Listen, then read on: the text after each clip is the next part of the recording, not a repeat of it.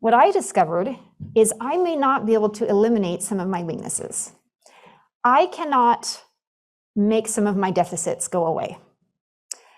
But I didn't want them to stand in the way of me being able to be better and move forward. So I decided there's really only one thing I can do, and that is learn to outwork those weaknesses.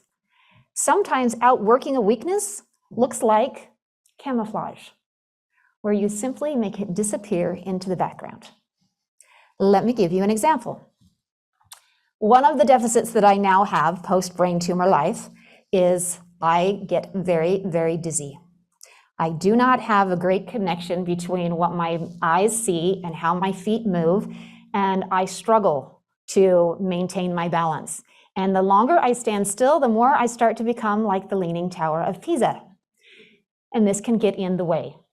However, I've been to many different kinds of therapy. One of those is balance therapy.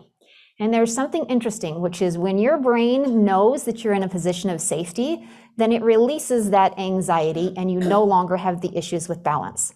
Which means if I stand here and simply put one finger on this table, my body knows I'm not going to fall over and I can stand up right. So one of the things I had to learn to do was whenever I was speaking, the last thing you want to do when you're speaking is start to look like the Leaning Tower of Pisa.